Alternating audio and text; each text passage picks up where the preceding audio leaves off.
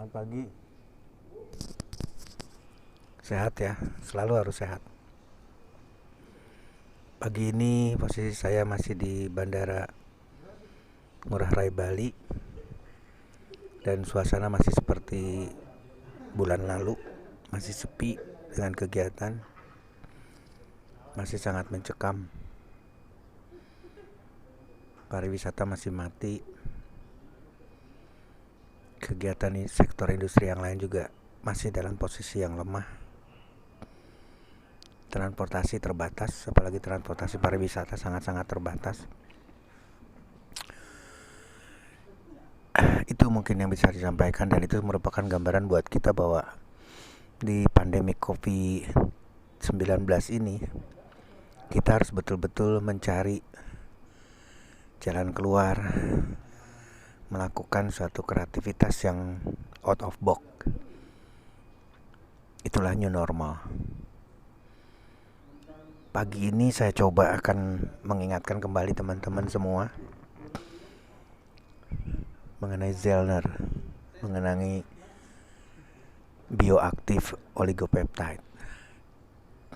Saya ingin mengawali dari satu pertanyaan yang sangat sederhana. Bagaimana mungkin soya, bagaimana mungkin kacang kedelai bisa sedemikian dahsyat? Ini harus jadi renungan buat kita. Dan seperti yang saya selalu ingatkan, kalau sudah bicara kacang kedelai dan mau dibandingkan dengan obat, pasti tidak akan ketemu. Pertanyaan apapun pasti tidak akan ada jawabannya. Bagaimana mungkin butiran-butiran kacang kedelai itu bisa sedemikian dahsyat membantu berbagai permasalahan kesehatan? Tapi ternyata perjalanannya bukan seperti itu. Kenapa sampai Nobel Prize atau penghargaan Nobel itu diterima oleh orang-orang yang mengamati dahsyatnya oligopeptide atau bioaktif oligopeptide? Ini bicara teknologi. Ini bicara balik lagi tadi, satu kreativitas. Maka butiran-butiran kacang kedelai ini dilakukan ekstraksi, dilakukan berulang-ulang ekstraksi, dilakukan identitas atau identifikasi sampai menemukan satu bagian terkecil, atau bukan bagian terkecil, bagian terkecilnya adalah asam amino. Jadi unsur lain dihilangkan. Di sana ada air, di sana ada tepung, di sana ada kulit yang lebih keras dan lain sebagainya. Itu dihilangkan, maka diambillah unsur-unsur asam aminonya. Jadi seluruh unsur asam amino yang ada di dalam kacang kedelai diambil dan dilihat berapa kadarnya. Kemudian masing-masing asam amino ini akan berikatan satu dengan yang lain. Jadi oligopeptide itu adalah bukan satu asam amino. Contoh pernah mendengar leucin, isoleucin, valin. Itu adalah 3 asam amino esensial. Nah, ketika digabungkan menjadi lebih dari satu asam amino, maka terbentuklah oligopeptide. Oligopeptide ini aktif. Berbeda dengan asam amino, berbeda dengan protein induknya. Kalau induknya, maka dia dalam bentuk yang tidak memungkinkan untuk bisa melakukan aktivitas. Tapi kalau asam amino itu akan memberikan bagian dari perjalanan satu metabolisme. Jadi protein dipecahkan menjadi asam amino, itulah dengan menggunakan proses proteolisis dengan enzim protease. Terbentuklah berbagai enzim.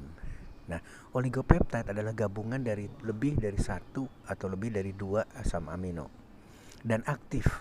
Apa yang dikatakan aktif? Apa yang dikatakan bioaktif? Berarti aktif dalam kehidupan, aktif secara metabolisme.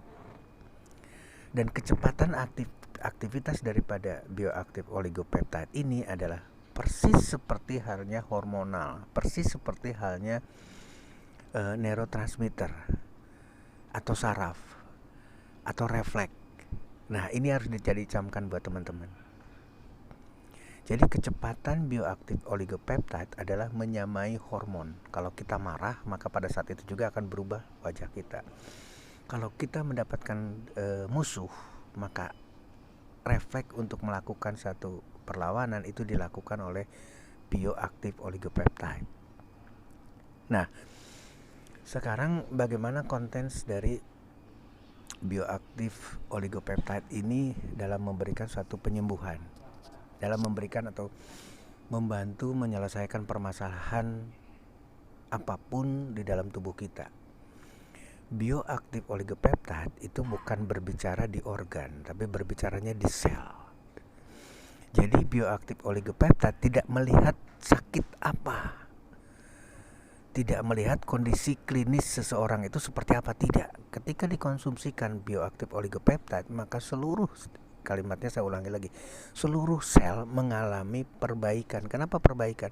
Karena mendapatkan oligopeptide yang sedemikian aktif, bertindak sebagai hormonal, bertindak sebagai neurotransmitter atau hormon dan saraf, maka seluruh metabolisme, maka seluruh proses di dalam sel tersebut akan membaik. Dengan membaiknya sel, maka seluruh permasalahan kesehatan akan mengalami suatu perbaikan yang signifikan. Jadi kembali lagi, kenapa Zellner bisa menyembuhkan orang sakit A? Kenapa Zellner bisa secepat itu menyembuhkan orang dengan sakit B? Itu adalah karena aktivitas dari bioaktif oligopeptide di tingkat sel.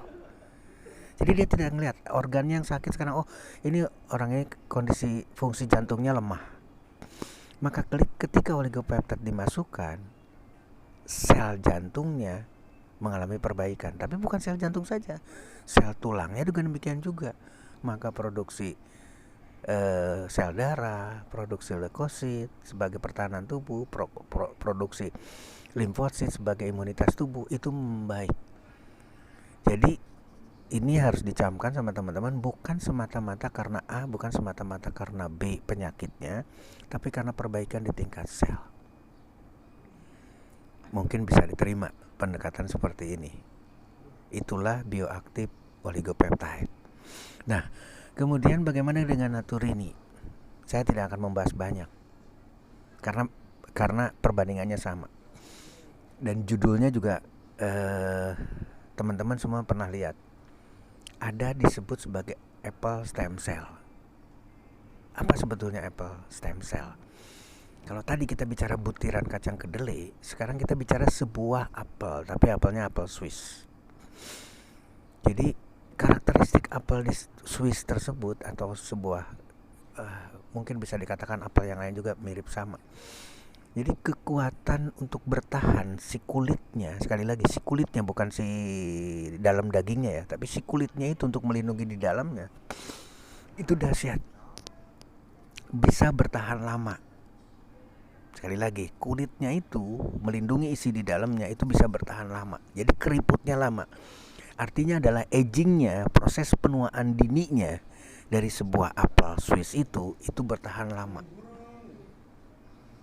Balik lagi sekarang, kita konteks di COVID, kita konteks harus kreatif. Maka para peneliti, orang yang kreator ini luar biasa. Jadi mereka melakukan penelitian hanya dari kulit apel. Kenapa kulit apel ini bisa melindungi sedemikian lama? Kenapa proses agingnya, proses penuaan dininya itu bisa bertahan? Maka diambillah parsial atau diambillah sebagian kecil dari kulitnya. Sekali lagi, sebagian kecil dari kulitnya diambil dan kemudian dikultur. Apa itu namanya dikultur? Dikultur itu adalah dimasukkan ke sebuah wadah yang berisi media makanan mirip dengan apel. Artinya adalah sel atau parsial dari kulitnya itu ditanam untuk diteliti. Dan ternyata di sana ada beberapa komponen, beberapa bagian dari zat itu yang memberikan efek untuk terjadinya aktivitas daripada sel atau aktivitas sel awal. Jadi kalau ini susunan kulit kita, katakan ini berlapis dari bawah sampai ke atas, maka ini adalah sel basal. Kultur tadi kemudian dimasukkan ke dalam kulit seseorang atau ke dalam jaringan. Maka sel yang tadinya ini tidur, sel basal ini tidur. Sel ini akan berubah ke atas ini, kemudian mati. Jadi perjalanannya adalah berubah sel dari sel bagian paling bawah basal sampai berubah bayi, katakanlah dari mulai bayi, mulai dia bisa berkembang kemudian mati. Ini adalah perjalanan. Nah, bagian daripada apple tersebut kemudian dimasukkan dan ternyata betul-betul bisa merangsang sel di bagian bawah ini untuk beregenerasi. Maka keluarlah kalimat stem cell.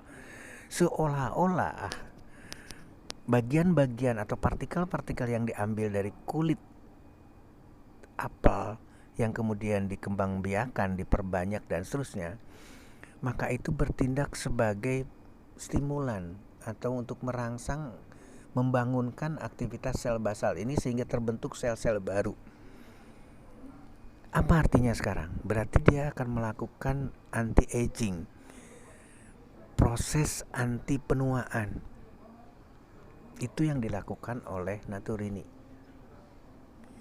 Jadi ketika coba sekarang teman-teman berpikir lebih mengarah, ketika sel itu mendapatkan nutrisi yang esensial yang tidak ada di tempat lain bioaktifnya, oligopeptide dari Zellner masuk ke dalam sel tubuh seseorang, kemudian diberikan lagi apple stem cell yang luar biasa, maka setelah sehat juga ditahan untuk tidak terjadi penuaan oleh Naturini karena mengandung apple stem cell. Saya yakin teman-teman bisa menangkap esensinya.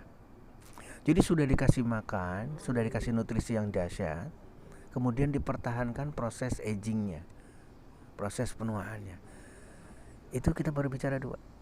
Sekali lagi kita baru bicara dua komponen yang ada. Yang satu di Zellner memang betul-betul hanya bioaktif oligopeptide, dan di Naturini saya hanya berbicara satu komponen, yaitu apple stem cell. Luar biasa. Sampai ketemu. Karena saya sangat bangga sekali dengan teman-teman semua. Kita pasti akan ketemu dan berdiskusi mengenai seluruh komponen atau seluruh kandungan yang ada di dalam Naturini. Demikian juga yang di Barnum. Mudah-mudahan pagi ini kita mendapatkan keberkahan. Salam semuanya.